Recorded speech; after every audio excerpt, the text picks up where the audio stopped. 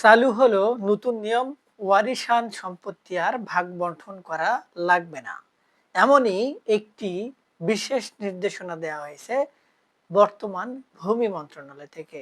সুপ্রিয় ভিউয়ার্স, যারা ওয়ারিশান বা পারিবারিক সম্পত্তি নিয়ে দ্বন্দ্বের মধ্যে রয়েছেন, ঠিকমতো ভাগ বন্টন করতে পারছেন না, তারা যদি এই ভিডিওটি দেখেন তাহলে তাদের সেই সমস্যাগুলোর সমাধান করে নিতে পারবেন।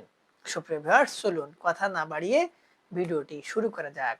আসসালামু আলাইকুম সুপ্রিয় ভিউয়ার্স, আমরা যারা পারিবারিক সম্পত্তি নিয়ে গ্যাঞ্জামের মধ্যে রয়েছি, অর্থাৎ ওয়ারিশান সূত্রে সম্পত্তি পাওয়ার কথা, কিন্তু সম্পত্তিগুলো ঠিক মতো ভাগ বন্টনও হচ্ছে না বা মালিকানা অর্জন করতে পারছি না, তাদের জানা এই সংক্রান্ত সমস্যাগুলো রয়েছেন, তাদের জন্য একটি বিশেষ নির্দেশনা রয়েছে।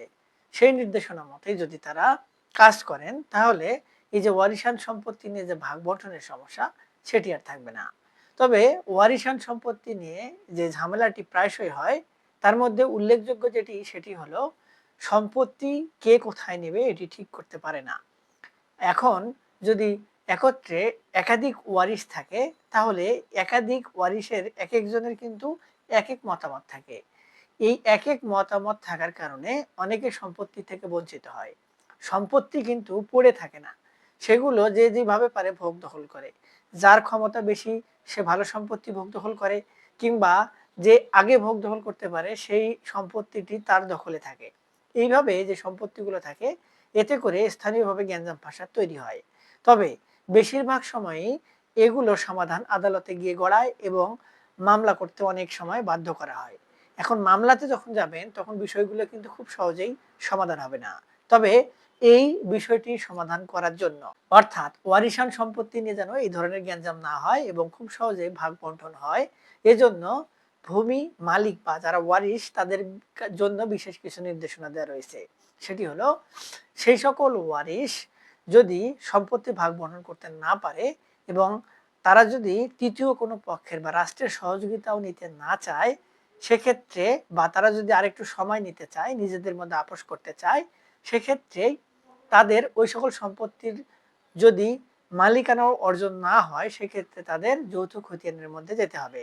অর্থাৎ সকল ওয়ারিশরা মিলে সহকারী ভূমি কমিশনার বা ইসিল্যান্ড অফিসে গিয়ে তারা ওই পিতার যে সম্পত্তিগুলো রয়েছে সেগুলো সকলের নামে নামজারির জন্য আবেদন করতে পারবে। এক্ষেত্রে যদি তারা নিজেদের মধ্যে ভাগ বন্টন না করে, তাহলে আলাদা করে এক একজনের নামে আলাদা আলাদা সম্পত্তি নামজারি করে দেওয়ার কোনো কিন্তু সুযোগ নেই। এ বিষয়েও সুস্পষ্ট কঠোর নির্দেশনা কিন্তু ভূমি মন্ত্রণালয় থেকে দেওয়া হয়েছে এবং এ বিষয়ে একটি পরিপত্র জারি করা রয়েছে। এবং এক্ষেত্রে যদি তারা আলাদা করে নামজারি করে নিতে না পারে এবং ভাগ বন্টনও না করতে পারে, সেক্ষেত্রে তাদের ৩টি ডকুমেন্ট লাগবে। একটি হচ্ছে যে সকল সম্পত্তির তারা মালিক হতে চাচ্ছে বা যার সম্পত্তি তারা ওয়ারিশান সূত্রে পাচ্ছেন, তার কাছে যে সকল মালিকানা সংক্রান্ত ডকুমেন্ট ছিল সেগুলো লাগবে। তিনি কিভাবে মালিক হলেন এই সংক্রান্ত প্রমাণগুলো লাগবে। এবং ওই সম্পত্তির যে খাজনা দেওয়ার কথা, সেই খাজনা প্রদানের দাখিলাতে যে রসিদ রয়েছে সেই রসিদটি লাগবে। এবং যারা ওয়ারিশান সম্পত্তি চাওয়ার বা পাওয়ার যোগ্য বা দাবি করছেন, তারা কিভাবে বা এই যে যার সম্পত্তি পাচ্ছেন বা চাচ্ছেন তার সাথে সম্পর্ক কি, এর প্রমাণস্বরূপ ওয়ারিশান যে সনদ বা সার্টিফিকেট, সেটি ইউনিয়ন পরিষদ থেকে বা উপজেলা পরিষদ বা সিটি কর্পোরেশন থেকে, অর্থাৎ যার সম্পত্তি যে এলাকায় অবস্থিত সেখান থেকে নিয়ে নামজারি আবেদন করতে হবে। তাহলেই সহকারী ভূমি কমিশনার বা এসিলেন বা ভূমি অফিস থেকে সকল ওয়ারিশদের নামে এই ওয়ারিশান সনদের উপর ভিত্তি করে সকল সম্পত্তি সকলের নামে নামজারি করে একটি কাগজ প্রদান করা হবে, যেটির মাধ্যমে ভূমি মালিকেরা সম্পত্তির মালিক বা মালিকানা অর্জন করবেন এটি দাবি করতে পারবেন। যদি তারা আবার আলাদা আলাদা করে নামজারি করে নিতে চায় বা এই যৌথ খতিয়ান থেকে বের হতে চায়, তাহলে সেক্ষেত্রে আবার কিন্তু তাদের বাধ্যতামূলক বলা হয়েছে যে ভাগ বন্টন করতে হবে, অর্থাৎ ভাগ বন্টন ছাড়া কিন্তু আলাদা খতিয়ান পাবে না বা সম্পত্তি কোনো ব্যক্তি বিক্রয় করতে পারবে না, কেউ ক্রয় করতে পারবে না, সেগুলো অবৈধ বলে বিবেচিত হবে। এখন যদি কোনোভাবে এমন হয় যে এই নিয়মটি আপনাদের ভালো লাগছে না, আপনারা সম্পত্তি ভাগাভাগি করতে চান কিন্তু ভাগাভাগি হচ্ছে না, সেক্ষেত্রে আদালতের একটি বিশেষ নির্দেশনা হচ্ছে, আমরা দেখতাম যে আগে সম্পত্তি ভাগাভাগি না হলে সকল ওয়ারিশরা মিলে আদালতে গিয়ে বাটোয়ারার মামলা করত, বা যে কোনো একজন ওয়ারিশ গিয়ে সম্পত্তি বাটোয়ারার মামলা করত। এই মামলা করা থেকে ভূমি মালিকদের একেবারেই নিষিদ্ধ করা হয়েছে।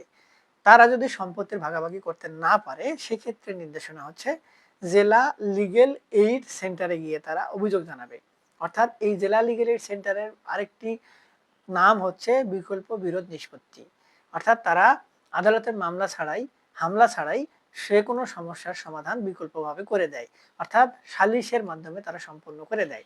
এই লিগ্যাল এইড সেন্টারে যারা ওয়ারিশান সম্পত্তি ভাগাভাগি করতে পারছে না কিন্তু মামলা ছাড়া তাদের উপায় নেই, তাদের বাধ্যতামূলক মামলা করার আগে এই লিগ্যাল এইড সেন্টারে আবেদন করতে হবে যে আমাদের সম্পত্তি ভাগাভাগি করতে পারছি না, আমাদেরকে সমাধান দেওয়া হোক।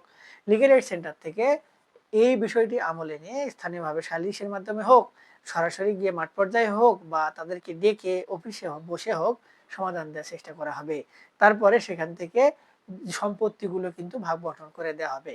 এক্ষেত্রে কার কোথায় নেয়ার ইচ্ছা, কে কিভাবে নিবে এগুলো দেখার সুযোগ নেই। সম্পত্তি সকলকে সমান ভাগে ভাগ করে দেওয়ার ব্যবস্থা গ্রহণ করা হবে।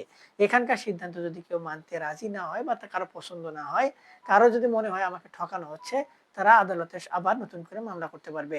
সুপ্রিয় ভিউয়ার্স, এটি কিন্তু একটি পদ্ধতি যেটি 2026 সালে কঠোরভাবে চালু করা হয়েছে।